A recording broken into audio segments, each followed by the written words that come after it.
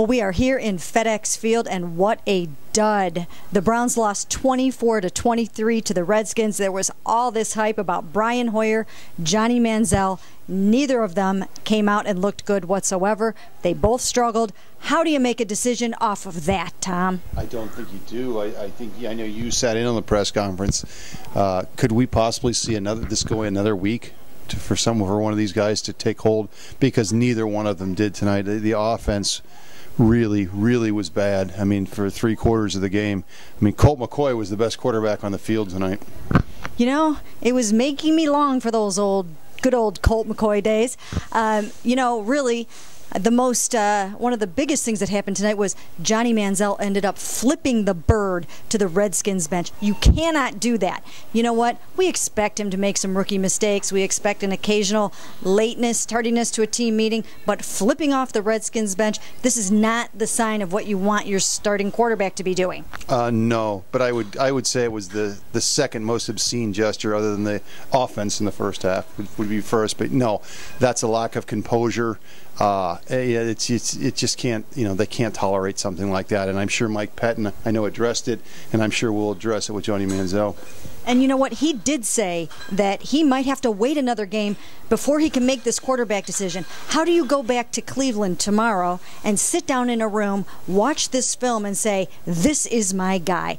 I can't see how that can be done. No, I agree. I think it's going to have to go another week. Someone's going to have to. They have to hope someone steps up next week, and because this was really bad, and the whole offense looks out of sync. Again, they had some drops, they had some balls that could have been caught. The only plus from the offense, I thought Ben Tate ran the ball pretty well.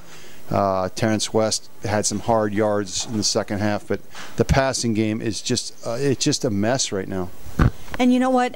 I think I ticked off Mike Pettin a little bit with one of my questions in the press conference. I asked him, what if neither Johnny Manziel nor Brian Hoyer is ready for the Steelers? And he said, that's not an option. Somebody's got to be ready. But do you think that's that crazy of a question, Tom? Well, I'd say the biggest winner of the night was probably Dick LeBeau, because the Steelers have to look at this and just wonder what's going on with the Browns.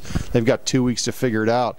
And no, nobody's, as we keep saying, we sound like a broken record, but nobody's taking hold of this. I would contend both of them regressed tonight.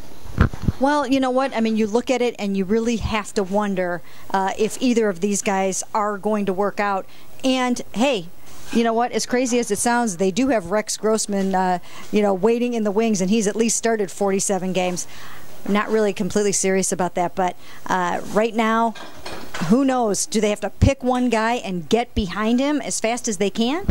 Well, that's the other issue, of course, Mary Kay, is as you know, these quarterbacks are so different, and at some point you've got to start tailoring an offense for one of them, because again they're so different that it's going to be very, very hard for Kyle Shanahan to keep going back and forth between running the pistol, having an offense that's more conventional for Hoyer.